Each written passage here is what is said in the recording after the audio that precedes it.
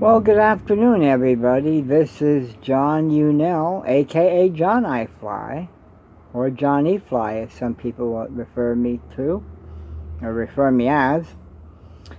Anyway, it is Wednesday, the 16th of March, my birthday.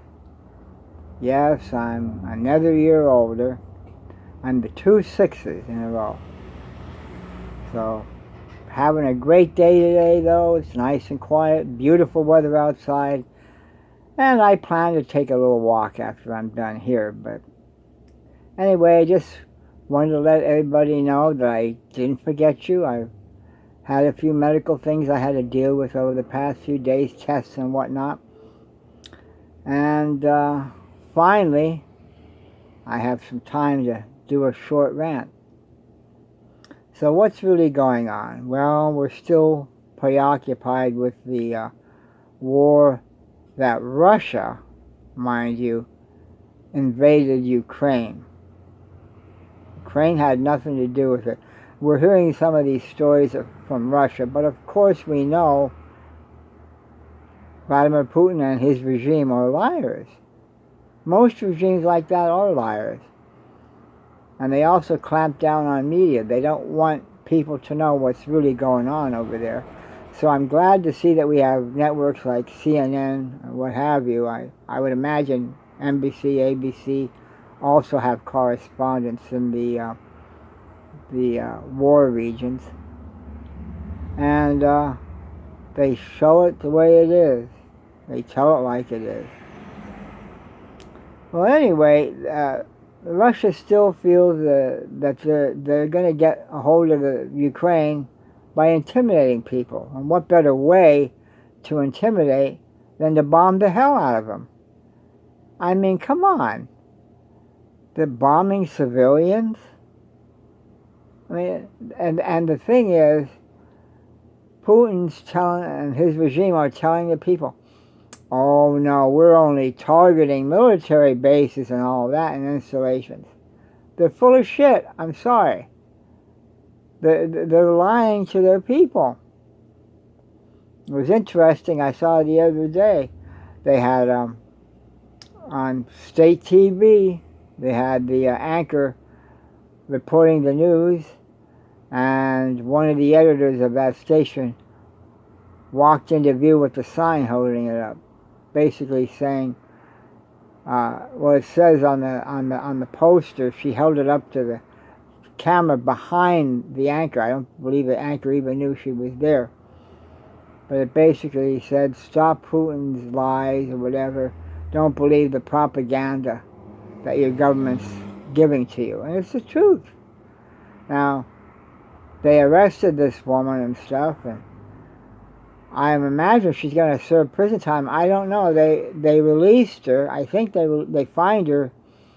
I'm not sure how many rubles it is, but in U.S. dollars, it's like over $200 and some they fined her. Yeah, you can't. What do you think of that?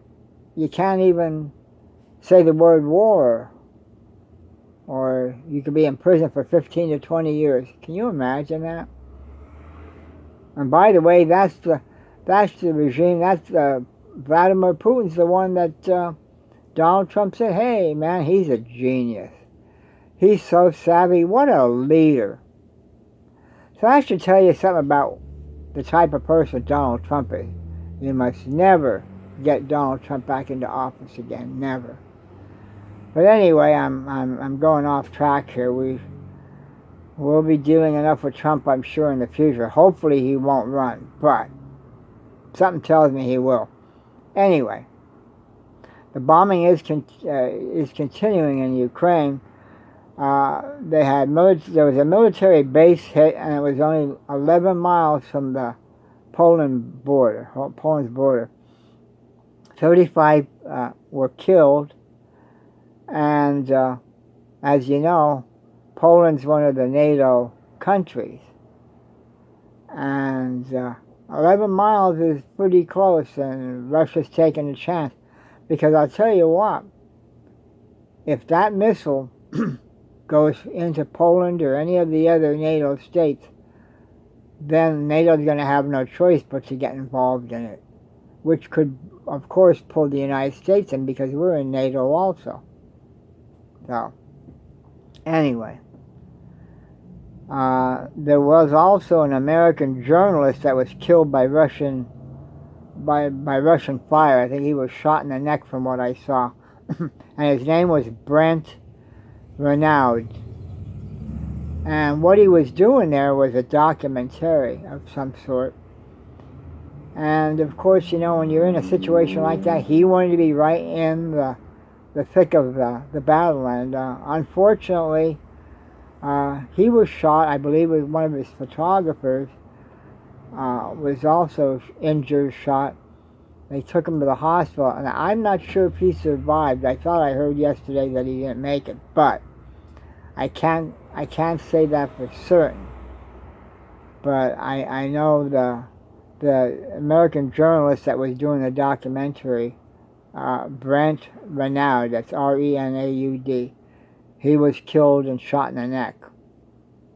Because they did interview the photographer. They had the photographer on a stretcher, and he told the one anchor there what happened. It's a shame, but you know, you go into a war zone like that, you're exposing yourself to a potential danger. And I tell you what, my hat's off to him. I'm sorry for the loss for his family. But I'll tell you one thing, I'm impressed by the Ukrainian people. I mean, we take so much for granted in this country. Granted, I should say. You know, we have our freedoms. We can say what we want to say. If we don't like a leader, we tell them what we think. But over in Russia, oh no. You say something bad, you could be in prison for life. You got to watch. They don't let you. You know, you don't have that freedom of speech. I don't even know if they have the freedom to go different parts of the country. I know when it was the Soviet Union, you had to have permits to get from one place. You had to have the government's permission. Well, here in the United States, we can just get in our car and take off, or go fly from one state to another, you know, or to another country if we want. But Putin wants to change it so that he resurrects the old Soviet Union. And in this day and age, I don't see how that can happen. The world, I mean, you're talking quite a few nations are supporting Ukraine. They're definitely, Putin is definitely not on their favorite list from what I see. And that's good. There's hope. You know, most of the people that are objecting to this dictator-type role of Putin's playing are younger people. You know, it's in our nature when you think about it. It's in our nature to be free. You know, who the hell is Putin? He feels he can tell people what to do. He could care less about people. He's worried about, you know, the riches that he's acquired. Of course, I don't know how rich he is now after all the sanctions the United States and other countries have put on him, but that's another story. Now, they did an interview with a Republican, he was a senator, Rob Portman, and he's from Ohio. He feels that Ukraine needs more help with fighter jets. So he's not really, how should I say, he's not fitting in with what President Biden has said. President Biden feels that we really shouldn't do that because of the chance that, maybe one of these missiles that the fighters shoot off, the fighter pilots, could hit a Russian plane. Well, I guess that's the aim of the thing. You know, they're invading Ukraine, and you know the jet fighter pilots would be protecting the skies. You know, you can't come over the Ukraine skies. Well, Biden's concerned. I believe the NATO people are also concerned that if they take down a Russian fighter, well, there you go. We got World War III. I don't know. I have my own opinions on it. And I don't think that we should allow a dictator like Putin to tell us what to do. Yes, there's a big fear of, nuclear weapons. You know, he could fire off nuclear weapons. Nobody wins if there's a nuclear war, that's for sure. But where do you draw the line, people? Where do you draw the line?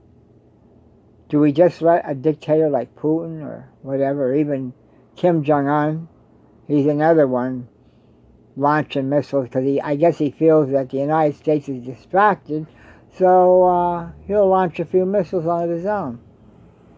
Unbelievable. But who are these dictators, you know? Do we just say, oh, well, we don't want a nuclear war, so, well, what the hell, they can bomb whatever they want. That's not right. You know, the president of Ukraine, President Zelensky, even said today, he made a direct appeal to President Biden. Zelensky addressed our Congress of the United States, and he even said, you know, President Biden, you're the leader of the free world, and if you're the leader of the free world, then you need to be the leader of peace. So it's a fine line, you know. Joe Biden, you know, he's being cautious. I mean, it's good in a way to be cautious. He just signed a bill today, as a matter of fact, to send Ukraine $800 million worth of more aid. And I would imagine that would have to do with, like, you know, maybe more anti-aircraft and anti-missile weapons to defend themselves. Plus, I would think there'd be some humanitarian aid in there as well. So President Biden's he's in quite a situation. I wouldn't want to be in his place by now, but I'll tell you something. I'm so glad that we have President Biden in there, because he is doing the right job. He's not rushing into things. You know, he's not saying, well, we're going to do this, and like when President Trump was in, or ex-President Trump, I should say. He threatened North Korea. And see, this is the thing. They're sitting there saying, well, you know, Biden shouldn't do this because we could be in a nuclear war. They had no problems with ex-President Trump threatening North Korea with fire and fury like they've never seen before. But that's okay. He's a Republican. He can get away with that. No, being president has a lot of responsibilities.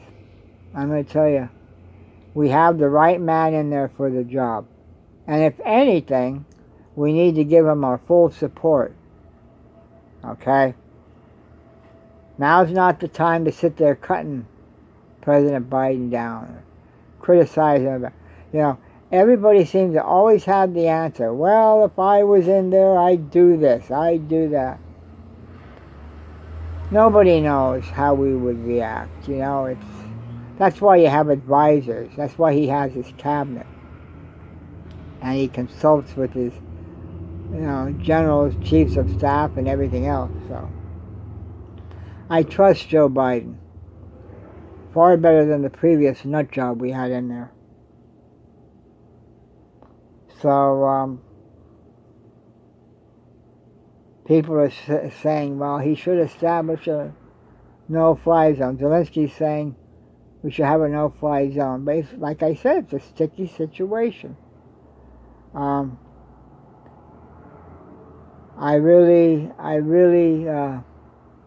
supportive of the President Biden. Like I said, I wouldn't want to be in his situation. It's sticky. But it's heart-wrenching when you see on TV all these Ukrainian civilians, they, you know, killed and injured severely. They showed well, President Zelensky showed a clip of the casualties of the strikes that Russia has done against civilian targets like apartment buildings and what have you. Wasn't pretty to look at, and he's stressing the need that they need help from the United States and other countries.